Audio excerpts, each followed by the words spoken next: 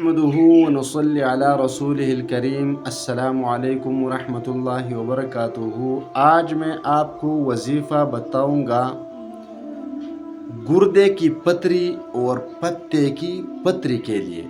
ये इंतहाई ख़तरनाक किस्म की बीमारी है, सब लोग जानते हैं, और ये बीमारी कसरत से पाया जाने वाला बीमारी है। हर घर में किसी न किसी को ये बीमारी ज़रूर होती है, नहीं तो पड़ोस में और गांव में मोहल्ले में तो ये बीमारी कसरत से पाई जाती है। और कमाल की बात ये है कि इसका अब तक मैंने कोई इलाज नहीं देखा। अगर आप ऑपरेशन करते हैं तो महीने 2 महीने के बाद दोबारा वो पथरी बन जाती है।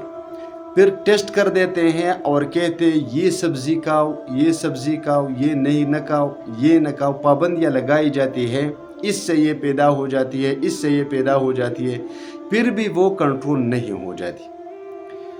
तो आपको मालूम है कि ये एक ऐसी ख़तरनाक बीमारी है कि आप इबादत करने के भी काबिल नहीं रहते। कम अज़ कम रोज़े तो ऐसे लोग नहीं रख सकते। इसके अलावा ये लोग ऐसे कमज़ोर हो जाते हैं कि अपने कारोबार करने के भी काबिल नहीं रहते, इसी तरह मेहनत और मजदूरी नहीं कर सकते। तो आज तक मैंने इस बीमारी का कोई इलाज नहीं देखा।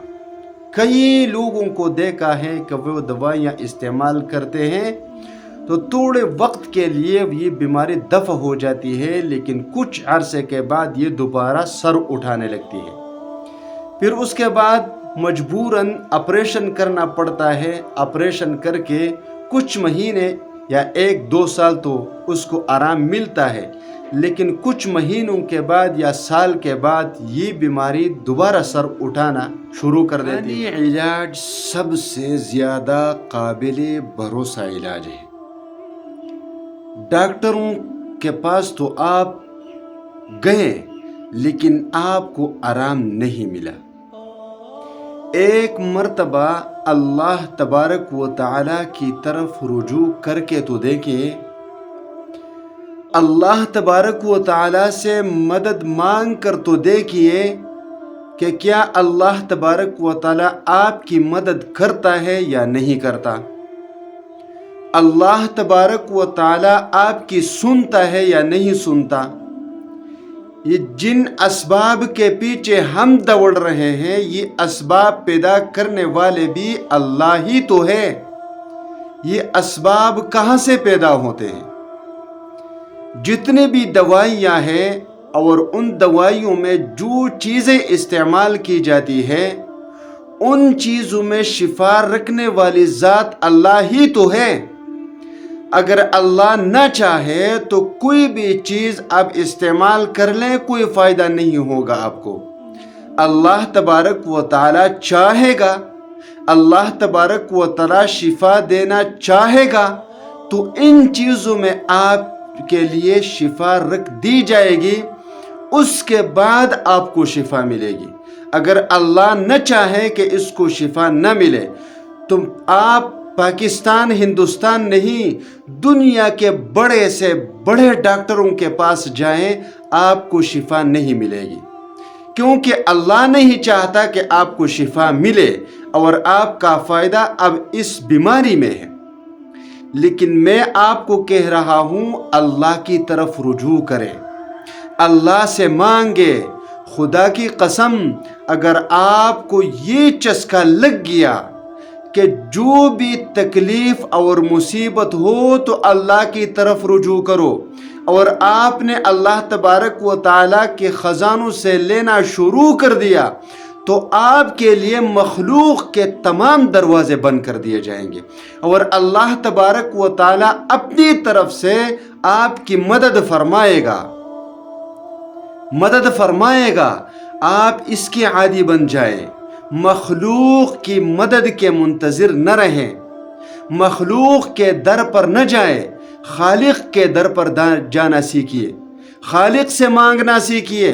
अल्लाह तबारक व तआला आपको वो देगा जो आप अल्लाह से चाहेंगे।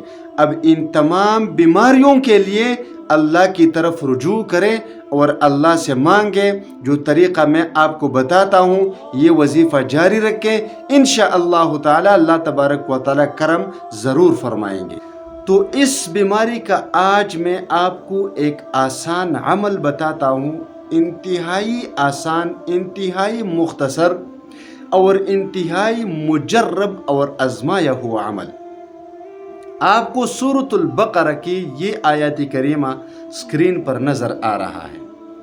وَإِنَّ مِنَ الْحِجَارَةِ لَمَا يَتَفَجَّرُ مِنْهُ الْأَنْهَارُ وَإِنَّ مِنْهَا لَمَا يَشَّقَّقُ فَيَخْرُجُ مِنْهُ الْمَاءُ وَإِنَّ مِنْهَا لَمَا يَهْبِطُ مِنْ خَشْيَةِ اللَّهِ وَمَا اللَّهُ بِغَافِلٍ عَمَّا تَعْمَلُونَ.